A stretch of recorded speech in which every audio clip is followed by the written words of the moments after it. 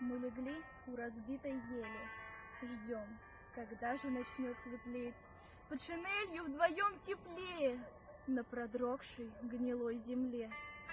Знаешь, Юлька, я против грусти, но сегодня она не в счет.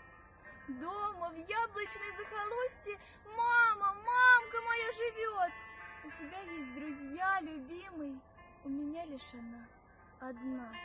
В доме пахнет квашней и дымом, за порогом бурлит весна. Старый, кажется, каждый кустик беспокойную дочку ждет. Знаешь, Юлька, я против грусти, но сегодня она не в счет. Отогрелись мы еле-еле, вдруг приказ выступать вперед. Снова рядом в сырой шинели светлокосый солдат идет.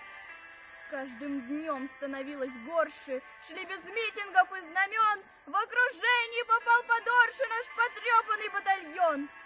Зинка нас повела в атаку, мы пробились по черной ржи, по воронкам и буйракам через смертные рубежи. Мы не ждали посмертной славы, мы хотели со славой жить. Почему же в бинтах кровавых светлокосый солдат лежит? Ее тело своей шинелью укрывала я, зубы сжав. Белорусские ветры пели о рязанских глухих садах.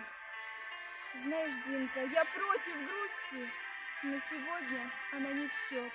Где-то в яблочном захолустье мама, мамка твоя живет.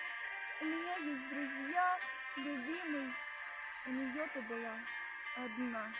В доме пахнет квашней и дымом, за порогом бурлит весна. И старушка в цветастом платье у иконы свечу зажгла. Я не знаю, как написать ей, чтоб тебя она не ждала.